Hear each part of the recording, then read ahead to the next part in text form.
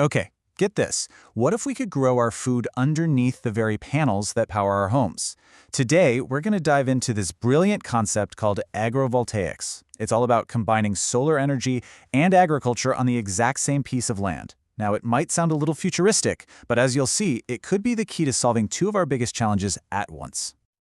You know, for any growing nation, it really feels like we're stuck with this tough choice. Do we use our valuable land to build our energy future, or do we use it to secure our food supply? It seems like a fundamental conflict.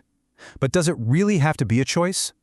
And this is really the heart of the problem. On one hand, you've got Malaysia's super ambitious goal, 70% renewable energy by 2050. That's going to need a massive amount of land for solar farms. But on the other hand, there's the absolutely critical need for national food security. So you have these two vital goals, both fighting for the same very finite resource, our land. So this brings us to what you could call a double dilemma. Because when we just dedicate thousands of acres to these traditional solar farms, we often end up creating a whole new set of problems. Problems that are unintended and, frankly, very, very expensive. See, it's not as simple as just putting up some panels and walking away. The land underneath can become a huge operational nightmare. Weeds start shooting up like crazy, and that becomes a perfect home for pests like rats and snakes. And what do? They start chewing through really expensive cables. Those same weeds can literally grow right over the panels, creating shade, tanking your power output, and even increasing the risk of bushfires. And the cost of that kind of damage, from all those pests and faults, it is absolutely staggering. We are talking over ringgit 1 million just for burned-out inverters and other critical gear. But, the financial bleeding does not stop there. Remember those weeds causing all that shade? Well, that drop in electricity generation can lead to massive penalties from grid operators like TNB. We're talking a potential cost of over 150,000 ringgit every single month. And then there's the damage to the land itself. Over time, all that soil erosion can cause serious structural problems, costing upwards of 2 million ringgit to fix. The takeaway here is pretty clear. The old way of just building solar farms can be super inefficient, really risky, and incredibly expensive. But what if there was a way to solve all of these problems at once?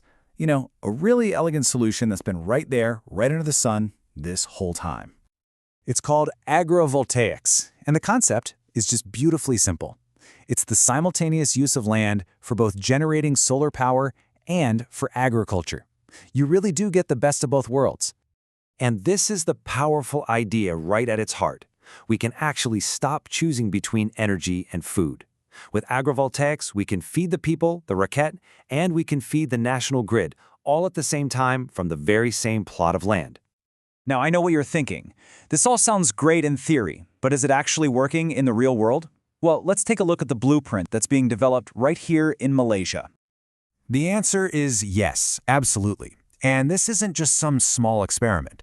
A pioneering project led by University Putra Malaysia, that's UPM, has been so successful and so innovative that it's actually earned a place in the Malaysia Book of Records. I mean, this is nationally recognized progress. So how does this actually work in practice? Well, it creates this incredible symbiotic relationship. For the solar operator, bringing in sheep to graze is basically natural weed control, which slashes their maintenance budget, their operational expenditure, or OPEX. And for the farmer, it's free, protected grazing land. Then you get this natural cooling effect. The crops and the moist soil create a cooler microclimate under the panels. And just like your phone, solar panels actually work better when they're cool. This can boost their power output by up to 3%. It is a true win-win. And the results from real-world tests, like one at the Pachong solar farm, are solid.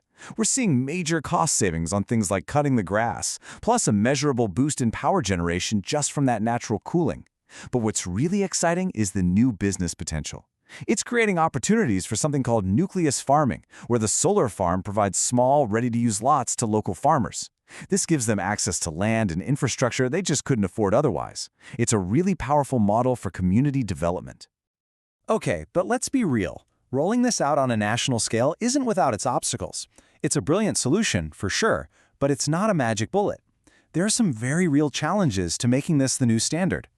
First off, the initial setup cost can be higher, because the panels might need to be raised up to make room for farming. This means we really need supportive government policies and green incentives to make it work financially. Then you've got the technical details. You have to get the height and the spacing of the panels just right. And speaking of crops, you can't just plant anything. Careful selection is key. But maybe the biggest hurdle is just people. It requires a whole new level of coordination between energy companies and farmers, two worlds that honestly haven't really worked together much before. But despite those hurdles, the vision here is just so powerful.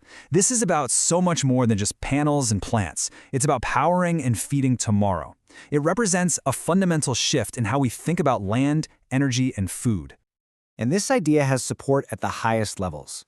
As Deputy Prime Minister Fadila has pointed out, integrating agrivoltaics right into the National Energy Transition Roadmap offers some pretty significant benefits, helping to diversify the economy and revitalize rural communities.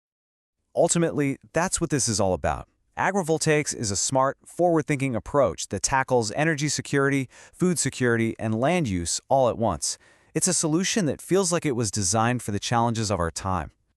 So, I'll just leave you with this question to think about. What if we really committed to this idea?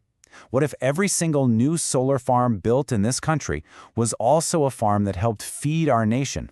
The future could be brighter, greener, and a whole lot more resilient than we ever imagined.